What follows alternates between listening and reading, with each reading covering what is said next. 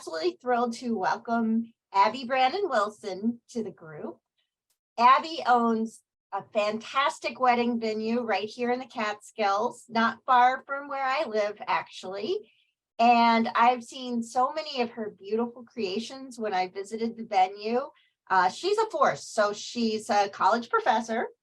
She owns the venue and she does her own flowers for many of her weddings. So not only does she have the design skills, the purchasing knowledge, but she's also seen it all. So I am really happy to turn it over to her and learn more about what she does at Maple Shade Farm. All right. Good afternoon, everybody. I'm really excited to be here. I want to thank my co-presenters, Fran and Leah, coming up for doing this great work and sharing information. I think it's really key to be a team, and I'll talk about working together later. And of course, Carla for arranging this through CCE and all of the great work that she does there, and all of the great work that CCE folks do to educate people that want to learn new skills or expand their skills. So really excited to be here. I'm going to give you some views as a wedding venue, some as a self-taught flowerpreneur, as you'll see in a minute, and also just happy to answer questions and talk about everything from social media, what a wedding venue wants, dealing with people. I've done farmers markets, all kinds of things. So I have a wide array of experience that I'd like to spend time talking about. So I'm Abby, and I'll tell you a little bit how I got here. And then I'd like to hear from the audience too, so I know who I'm speaking with. But I was a nurtured creative. I had an aunt that just said, she's messy, she's whatever, just let her do her thing. And so my parents, some art teachers, and some other influential people in my life just let me be me. And I think we're all here because we were inspired by something. And so I was going into fashion design and ended up playing sports in college. And so I didn't end up going to FIT, but I knew I always wanted a creative outlet. So even though I went into education, I started to have this side hustle, and I helped friends with some weddings, and I did crafts and, kept that creative spirit alive. And then I had an opportunity later in life. We thought we were going to venture into agritourism, which turned into a wedding venue as our main source of income. And so that creative space and my continued checking back in has allowed me to expand my skills and the offerings from not only being the venue, but also doing a lot of the decor. And then I'm a self-taught floripreneur. I really didn't know a ton about flowers. I like flowers. I'd prefer to grow vegetables. And so I just decided, and how this evolved, that I could offer more services and bank more of the money if I could provide more of the things that our couples need. So how did you get here? And so I just want people to either put in the chat or unmute really quick. How did you get here, and what brought you to this space? And I'll check the chat. I'm Jenny from Holly Hollow Farm in Chester County, Pennsylvania. My grandfather, before he was a sailor in World War II, was a farmer. And on my mom's side, you have farmers as well. And it was just a tradition. And his mother was Cherokee, and you had to be connected to the land and nature. And it's been like full circle for me because I pet sit, farm sit, and finally, at the age of 45, my husband and I found this colonial era property that, there's a dream and a vision, and I hope I'm making my ancestors proud. A calling. I love it. Anybody else in the chat or want to unmute?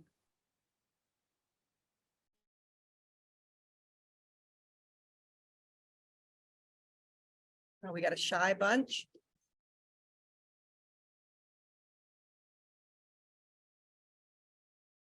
Maybe some of us can't unmute. Anybody else? Going once, going twice? Carla, you can make sure I'm not missing anything in the chat. I don't think so. I think they're just focused on your words. All right. so I will move on. I'm going to ask for more participation in a minute. So this will be, if you can take out your phones or if you can try to do on your computers, we're going to be working with menti.com. So mentie.com. I'll put it in the chat. I can't stand a silent classroom, so I'm going to get you out of your comfort zone here in some ways if I can. So let's do this. Some of the talking points that I want to make sure that I hit with you, and it is helpful to understand where folks are coming from, so I can kind of gear what I'm talking about or answering questions. But I will be going through, what do you want? What do I want? What's the plan? What's in a wedding? Tried and true versus trends. Working together. I found a couple articles to share with you, and then staying in touch. I'm happy to be a resource in the future. Offer tours of the farm or come see our process, those types of things. So what do you want from this session? If you can put that in the chat. Is there a specific topic or thing so that I make sure that I cover all those bases, even though I'm going to plow through some information that I have too. So if you could share that in the chat. Something you want from today's session. Why'd you show up?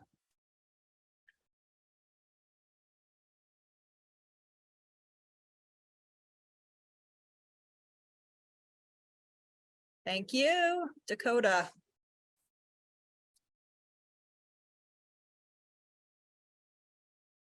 People are definitely interested in the wedding aspect. Some people just getting a general state of the state here.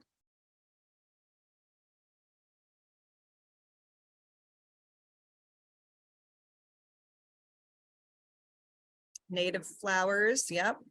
Working with your space and place is amazing. Excellent. Just give you a few more minutes.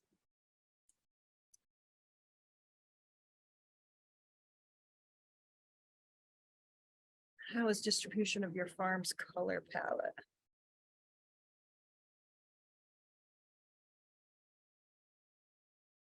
To expand in their market. It's okay. I'm not sure I understand the color palette question. How is the distribution of your farm's color palette? Meaning how much variety is asked for maybe by clients and those types of things. That might be a Leaf's question. And then again, approaching weddings, expand. Okay, so I put the little link there to menti.com. That's where we're going to be going. You can use your cell phones and stuff to be answering questions so I can glean a little bit more out of you. So we're gonna, I want to look at the landscape here and see also different experiences or different plans here. How much whites versus how much pinks. Okay, I'll definitely go into colors and trends later on. I think I'm going to hit most of those questions. Thank you so much for participating in that. All right, bear with me. I'm going to snap out of this. And I'm going to move over to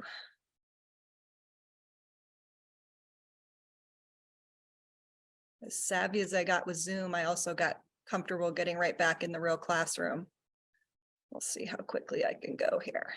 All right. So if you guys can go, you are going to be able to see live results on this little platform. So I'm going to turn it on and it's going to show you a code at the top that you can put in. We'll see if this works for some of us. I'd like to get some live results. And again, for you shy folks, you can put stuff in the chat or you can answer these. So you're going to go to that menti.com and you'll put in this code and it will bring you to my questions. And we're going to go through a couple of slides together. So again, just for a little bit of fun, what is your favorite flower? See if we'll get this easy one to work and you can get some practice. Once you open the presentation, you should be able to, it will flow through the next couple of slides.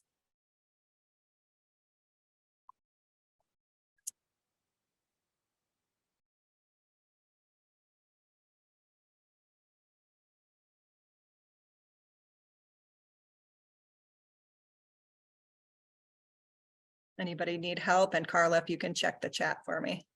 We got a couple of people able to participate. And I know some people are multitasking, takes a minute to get to the Mente, type in the code. It's not perfect, but a little bit of interaction is always great. So some popular ones, the Dahlia is definitely having its day. Some classics like the stock, oh, flowering branch, look at us go. Hydrangeas, excellent. Cleome, lovely. I've got ranunculus and peony in the chat. And another Awesome. person who is Dahlia obsessed. Great. And let's not forget Lysianthus. Oh my Yeah. goodness. Yeah, so great. So I love that. And if you, if anybody is on and can type those in, or help the folks that we're doing with, that's great. See if I can get to the next one. And I know Abby's a huge fan of zinnias. I have my little list coming up too, my favorites. I feel bad because I'm like, greenery is fine. I love all kinds of greenery, but I do have a shorter list than Fran. I don't know how I can get to my next slide from here because I have all these little bars in front of me. Let's go to the next one here. I'll shrink it down.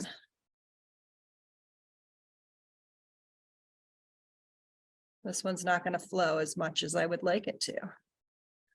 Bear with me here for a minute.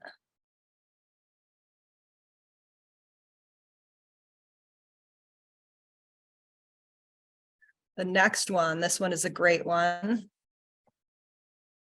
And also please put your answers in the chat here.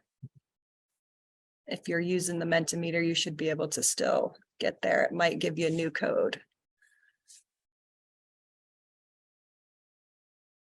Yeah, and the code for those who can't see it on the screen is 16949690. And I'll type that in. Yeah, put it in the chat. So this question is, what's your biggest fear about the flower business? Either you're starting or you've been in it for a while, as some of the folks posted in the chat. What are some of your biggest fears? And I've got my pretty dead flowers to the right. Talia's hate me. I can feel myself flowering. I love it. Why is it the ones we like the most are either hard to grow, hard to keep alive, all those things. The divas. Yes, the diva flowers. That's great.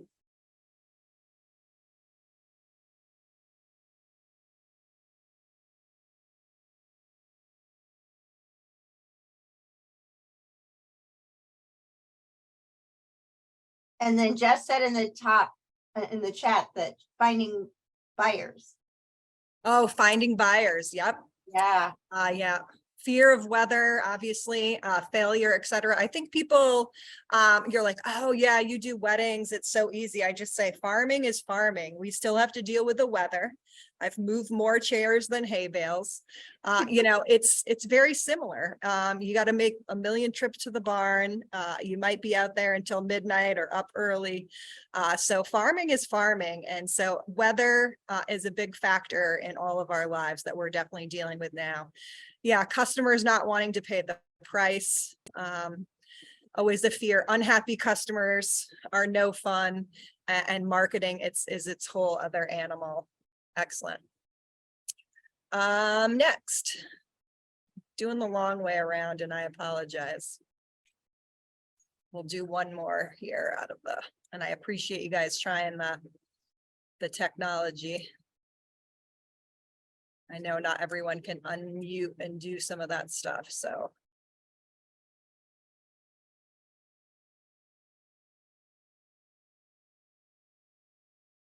Let's do this one.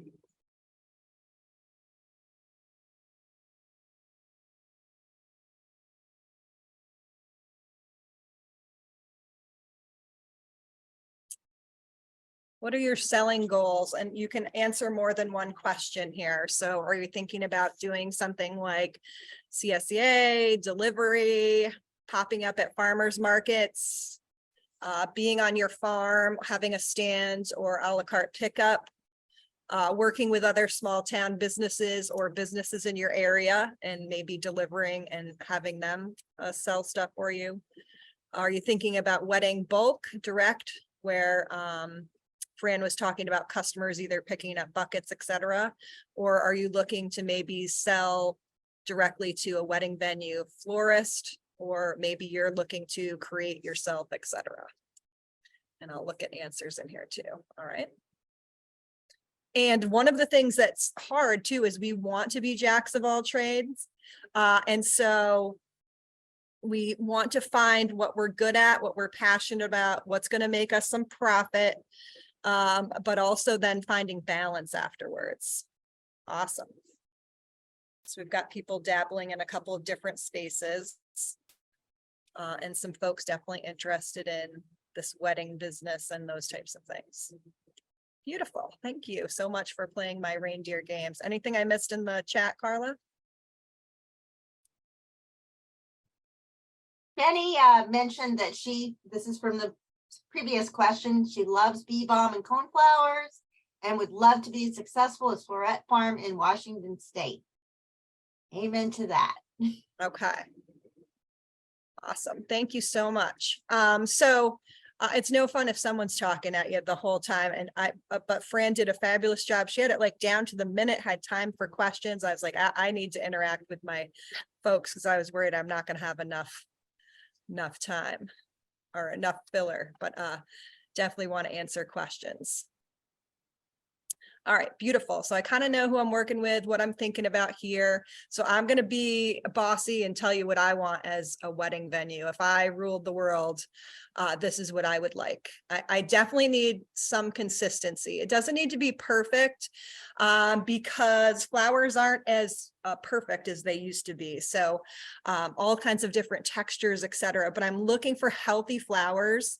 I start earlier in the week and I'll go through my timeline. I need vibrant flowers, different colors, different color palettes. There was that question about whites and pinks, and I get a variety. I still get a majority of color palettes that are in the lighter tones, but I'm getting now things in those burnt oranges, yellows, deep burgundies. So it's really all over the board. And then trying to create, that seasonality. My season, and that's what you need to keep in mind, is who you're working with and the reality of what's really available to me locally in, late May even sometimes can be tricky, to early October. That's our seasonality here, because we don't have heat. We're a barn venue, and so we don't want it to be a terrible experience. We're in the Catskills. It's unpredictable. It could snow either before or after those dates that we start. I want my favorites and my fillers on a regular basis. So I definitely use and repeat certain core flowers, even, irregardless of the color palette, unless they're completely off. But I use a lot of the same types of flowers over that have maybe variations in colors. I also need you to be easy to work with. And the tough part is that everyone on every step of this business is busy. So I need to know what you have, how much, and how often you can produce it. Even though I'm not, doing a ton of weddings, we have that space. I still need to know what you have without having to go there. So I need easy ways for you to picture, showcase, tell me what you're coming up, what's coming up for next week. I need to know the price and clarity of that, so that I can make decisions and then price it accordingly to my couples. And I need to know how I can get it. If I could get buckets of flowers delivered here, that would be ideal.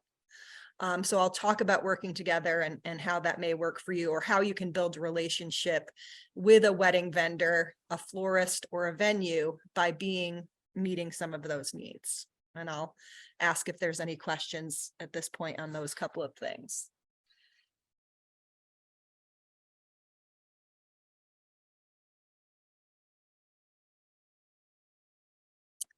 These are some of my favorite flowers that I use all the time. Definitely that blue thistle is a constant. I can make it work with everything. It goes from gray to slightly pink to green, depending on where it works. I'm in love with Crispidia. I love me a good dahlia, but I struggle to work with them sometimes, as pretty as they are. Their stems can be funky and fun. Lisianthus is my standby, and because if I can get it in different colors. Scabiosa is another one of my new favorites. I can't live without wax flowers. And I found a new love for zinnias and those kinds of stuff. So I'm really uncomplicated, believe it or not, but it's all in the arrangement. And so I'll talk about maybe narrowing or focusing on certain things as folks. The Veronica is another one as well. So what's the plan for you? Tips and things that I think about that worked for our business or that we forgot about and now do. But you do have to run things like a business. And so if you are a hobby and you're someone looking to move into being profitable, you have to put in some of those strategies and plans for things like consistency, record keeping, how you might be invoicing people, all those kinds of things. You kind of have to take, you know, a mini business class, you know, to kind of get those things in your brain. There's tons of stuff on the internet that you can watch and be mindful of, but you definitely want to come across and feel like you are a legit organized business, that you're looking to make money, even if it's just a side hustle for now. You want to put some of those strategies and systems in place. I totally agree with Fran on the balance and boundaries. Not only weather-wise do we keep our wedding schedule, but also because it keeps you mentally healthy, and you have to have breaks in order to be creative and rebuild your energy. So boundaries is also those, you know, people that may be too demanding or are looking for stuff that you don't have. You want to avoid working with those situations. People that want discounts, you have to learn how to nicely say no and stick to your prices and your skill set. You've got to find a support team. So are there other people that are going to help you? Could be, you know, mom and dad that are babysitting. It could be a neighbor that just really wants to hone their skills and they're really excited about working with flowers. Could be a local, you know, CCE person like Carla, who's a great resource. It could be your local economic development person or chamber that, again, can lead you to courses or people that can support your growth and learning curve of becoming a business and being profitable. So your team is going to be made up of other people that may not be invested in your exact farm space, etc., but that you can tap into for different resources, run things by, etc. Sometimes it may be somebody in a different business, but yet just has that experience of running a business and things of that nature. So don't be afraid to kind of go outside your, you know, area as well. Be realistic in what works for you. So a lot of people were choosing some different interests. And I think when you're getting started and as you're growing, we do a lot of different things and we're spread too thin, but we've got to try them for a while to say, ooh, this is not for me, or this is for me, right? So thinking about what is your skill set and how you're going to use it. So some of the things I wrote down are like, all right, what are your flower skills and your growing skills, and stick with the things that are going to make you happy. So I knew, and I would love to have a base and core set of flowers growing here on my farm. Realistically, it is not in my future right now. I'd like to hire someone to come and plant some of the core flowers that I do, come tend it, etc. But I haven't hit the lottery. So I'm realistic going, I would like to purchase local flowers. I would like it to be easy for me, but I'm not going to be growing a huge plot of flowers anytime soon because I don't have the team or the space or the skill set at this point to dabble and fool around with that. So you've got to find what's going to work for you. If you're not great with people and you don't want to be at a farmer's market every Saturday or whatever day of the week it is in your area, then you have to be realistic about that. Is there somebody else that's at the farmer's market that would sell your items for you? If you don't want people on your farm, then you've got to find other outlets. You're not going to be right for a U-pick, etc. So you've really got to kind of, while you're dabbling, going, what do I love and what do I really not like? What makes me uncomfortable? And what are my growth areas? What am I willing to change and expand? Right? So maybe I love how somebody else's farm display looks. I want to learn how to hone my display skills and my presentation skills, and I'm willing to learn that. But you may never be comfortable with people coming to your farm. So you've got to really find what works for you. And I think when you're really passionate and you find that niche, you can be profitable because you're going to be great at that. But if you're just the curmudgeon at the farmer's market and you're just not, that's not your jam, then it's just never going to work for you. So be realistic about that. The other thing I recommend is finding a fit, a niche, or a signature. What's something that you do that others don't? Is there a signature flower? Is there always a little, as Fran said, a handwritten note? Is there a certain color ribbon or a certain color wrap or a presentation that you become known for? And this comes into play in your marketing, your social media, and how you're interacting with whatever sales outlet you're going for. But the narrower, or the way that you can really find that, is what's going to make you valued to your customer group. Grow organically, and I don't mean organic flowers. I mean, let things evolve naturally. If we try to force things, it just becomes uncomfortable, frustrating, etc. So start to notice trends and what's happening and what requests are coming in, and see if that you can grow and let things evolve over time, right? So again, not planting that whole 25 acres, or not, committing to 5 markets, or not doing 10 different outlets for your flowers, because you're going to become overwhelmed. So let it start to evolve, but be very in tune of what's working, what's not, what you're being asked for, questions people ask, and following other people on social media to see what other people are asking as well. Continue to do your homework. So learn more about your growing practice, learn more about the wedding business, about farm market trends, about customer trends, and those types of things. And again, following people, social media is a bane, and yet it's a wealth of knowledge for you to see what people are talking about. Who are your ideal customers? What are they looking for? Who is somebody you admire? And it doesn't even have to be in your business.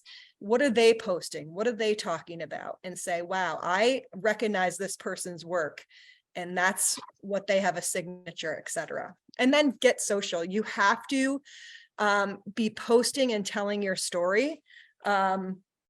People want to see you. They want to see behind the scenes. They want to see the pretty and the imperfect, right?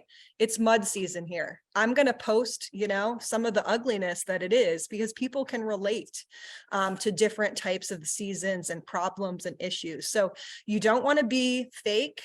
You don't always want to be selling. You want to be storytelling, and you want to engage and be authentic to your audience. And that, again, is a whole nother skill set on social media. But social also means joining your local chamber, going to workshops, meeting people, walking through a farmer's market, even if you're not participating in it, going and reading and greeting wedding venues, going to a wedding show, go and be around, be involved, and introduce yourself to people. So are weddings your jam? I'm going to give you some of my routines and things that I do for weddings. All of the things that Fran said are true. It's a lot of work. It's intense people skills. It's very dramatic for the couple. They're only doing it for the first time many times. And so you are one of the lead guides. In my case, we're the venue, we're the florist, we're the guide to upstate Catskills and where they're going to stay, other vendors. It's many times a destination wedding, so they are entrusting us with a lot of help making good decisions. Weddings are very stressful. I've had other florists work on my farm from time to time.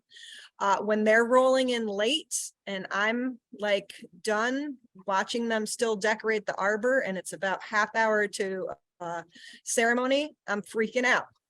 Not going to show it, but there's a lot of pressure if you are going to be someone who actually sets this stuff up, etc. There's a lot of pressure when you're talking to a couple and it's the biggest day of their life and they're worried about, you know, this color flower or that color flower. So you've got to hone your salesmanship skills, your stress skills, and how you handle pressure. And so I would suggest starting small, following or shadowing someone else who does it, playing around with some of your flowers and stuff and practicing and watching YouTube videos or just experimenting yourself, and those types of things. So it is a stressful environment, so you want to be realistic about that as well. The hot spots for me at weddings, I've got all the wedding party to worry about. So, you know, from the bouquets to the boutonnieres, corsages, I get requests for dog collar decor. We have memory arrangements sometimes that we're thinking about. I then need a bulk of flowers for the arbor or the aisle, you know, that wow factor. That takes up a large amount of design time and a large amount of flowers for a short ceremony usually. And then my particular venue has 2 levels and an outdoor space. So I like the flowers to be sprinkled throughout. So also knowing the places that you want to work with, or if you're working with a client, you're going to want to know their places. And so having a checklist or a tick list of things that they may be interested in. So I give all of my clients a little wish list. And these are all the things they're looking for, or the things they didn't even know they wanted. Oh, you can do a dog collar, or, oh, you know, my grandmother passed away. I would love a little memory arrangement at her space in the table or up front in the aisle. Different types of arbors may take different amounts of florals. And again, the size of the venue, the number of guests, all those things would come into play of how many other florals would be needed to fill or get the look that your couple's going for. One of the things that we specialize in is we do a curated vision of their day, and we create a visual version or like a lookbook that I take some of their pictures they send me mixed with my pictures and discussions until we get just the right curated story of what they're looking for. It may not be the exact look, but it's super close to what they're going for, and that's our goal to execute. My run of show, and so like I said, if I ruled the world and I could get delivery of things so that I could use more and more local flowers, sometimes I'll even get stuff on Wednesday and start to prep, clean stems, rehydrate some things that need to be kept cool, or if some of my flowers need time to open, I'll put them in the outside warm space to do that. On Thursday, I'm going to prep all my containers. I do assembly line stuff. I've got varied vessels that I reuse, very much like Fran said, depending on what people need.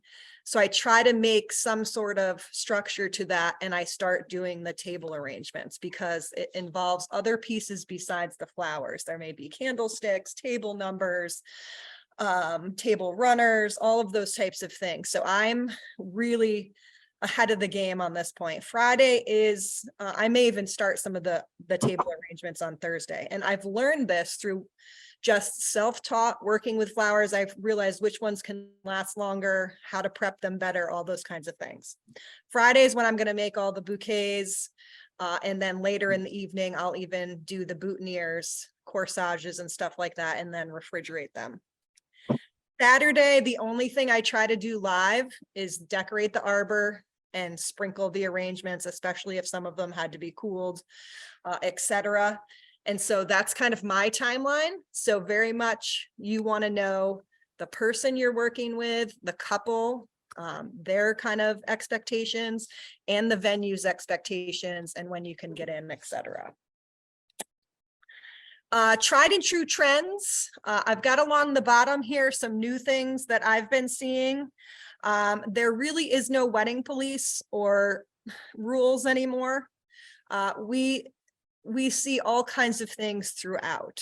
The things that I'm seeing going out include just a plain old roses, red roses for sure. It's garden rose and some of those fancier roses. Pampas grass is not that hot anymore, even though we're still seeing it in some places. Tight round bouquets are out. Fishbowl containers, burlap, and baby's breath are some of my least requested or pinned items. What I'm seeing are floral installations, if you've seen any on the walls, or really kind of extravagant arbors, which do take some practice, time, and a lot of product. Wrist corsages, and those things are coming in rather than a pinned corsage. Magnets for men, things like that. A flower pocket square is the newest thing these days. So something that just gets tucked in the pocket, which is exciting to me because the pinning and all that can be sketch. Those airy wispy bouquets that we're seeing everywhere that you're like, oh my gosh, this flower is going to snap off at any moment, which take a lot of practice to do, and certainly wildflowers and locally grown flowers. So, you know, you guys are all on trend. You're on this trendy flower path. We started, you know, back in the day, I think of Martha Stewart, and now Joanna Gaines has brought this kind of entrepreneurial, you know, women empowerment, where things are grown, homemade stuff to the forefront. And I think it's a really exciting time for folks doing this stuff and getting into this stuff. The last couple things I'm just going to say is there's power in numbers. So no pun intended, but put your flower heads together, share ideas, and build a network. If you can meet regularly just for support, to commiserate, to cry, whatever it is, tour other gardens and farms. You know, I'd love to see a Delco flower delivery by me, have people team up and partner. So maybe one farm is focusing on this kind of product and this farm is focusing on this product. And then you know that you have those things coming from each person, but figure out how to leverage each other in whatever way makes sense to you. Again, complementary offerings is that mix and match. So maybe you're struggling with growing dahlias. So then, you know, quit pulling your hair out over that and focus on the things that you're really good at and figure out how to mix and match it maybe with other people. And you've got to like each other. You want to be a positive force. So support other people on social media and in the community. No one wants to hear, you know, somebody's stuff was not par, you know, up to snuff, or, you know, who do they think they are? And this person charges too much. This person pays late. You want to keep some of those things to yourself, and instead you want to be a force for good. So like other people's stuff on social media, compliment them, compliment other people in situations, because it will do you better in business in the long run. And again, I just think, if you can find collaborators, partners, and just even a support group from afar, you will mentally be able to focus and have a better mindset for success. I found 3 great articles, so these links will be available when Carlos shares this the slideshow, and that's my contact. hello@mapleshade1785.com, and I will answer questions. How'd I do time? Wonderful. Thank you so much, Abby. Any questions for Abby from the group? I'm not sure I answered all the ones in the chat, so please fly them at me. I definitely want to hear from you. You can unmute, etc. And I love the idea of a Delaware County cut flower cooperative. We are such a beautiful hub for weddings and seasonal visitors. I think that once our growers start adding flowers and there's more of them, people will come here for flowers, and that there are all these great wedding businesses that you can serve. Absolutely. Yeah, I agree. I just think we get so caught up in competition, and what that does is sometimes it paralyzes you from being a true creative. You don't want your stuff to look like everybody else's, right?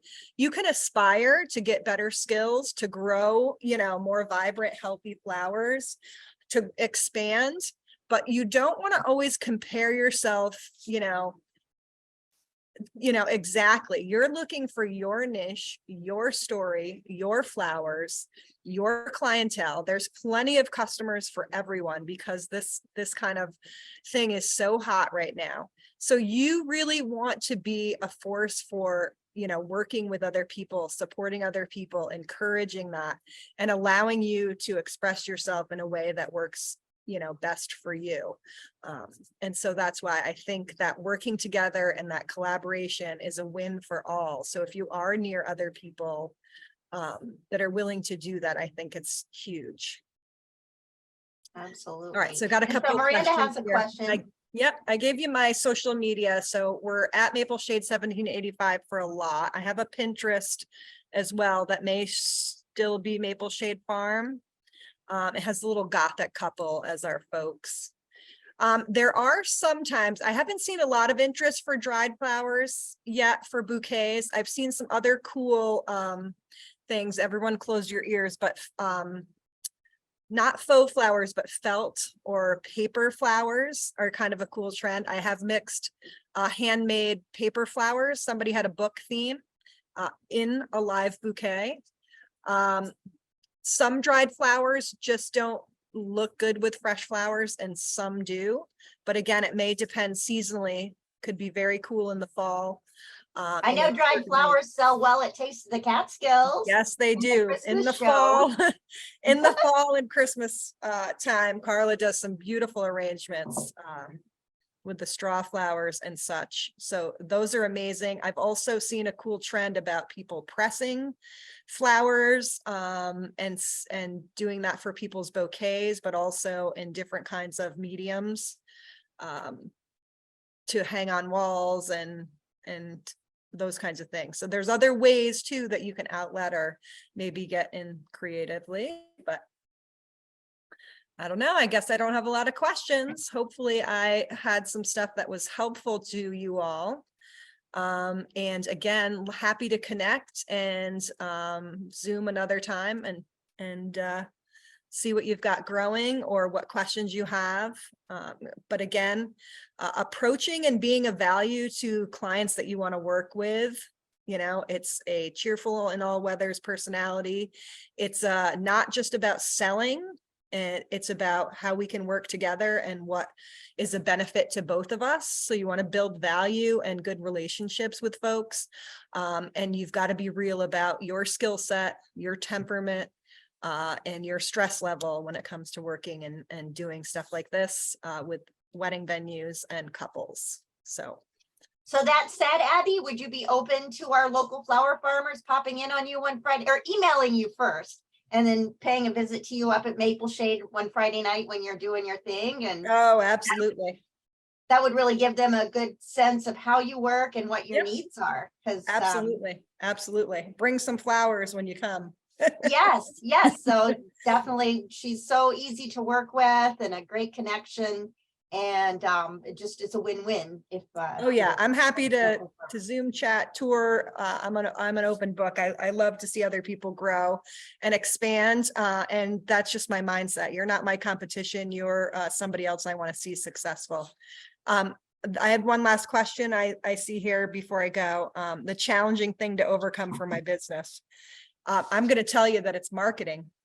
We slacked off for a while and we're paying the price for it now. So I will say that social media is awesome, but having a solid website with evergreen material is where you want to drive people because you can tell the story there. You can have stuff that you're storing there that people can come see. You have your prices there, how to contact you, all those things. So you've got to also learn not only your skill when it comes to flowers or bouquet creating or market, you know, buckets, you have to stay on top of marketing your business and telling your story and making sure that your social media is hitting notes, that your website is fresh and informational, and that you're easy to work with and easy to buy with. This is how you can work with me. These are the next steps. So really honing down how to be easy to work with, being present on social media and in your marketing. That's been our biggest challenge. We took our eye off that ball for a while, and it's back on full time. It's been a full-time job this winter for me, building that back up. Abby and I are the types that rather have our hands in the dirt or doing something crafty Yeah. than being online. But Yeah. luckily, next week we have Lisa Wisely, who is amazing with social media Yes, she marketing, is. coming to join us. And Yes, she she'll is. share some secrets. And then Yeah. we'll be followed by Little Farmhouse Flowers, Linda, who has done an incredible job. So Awesome. Well, great Yeah. group. Like I said, I hope that I answered some questions or helped wrap your mind around some of these things, but stay in it to win it, keep learning, and support each other.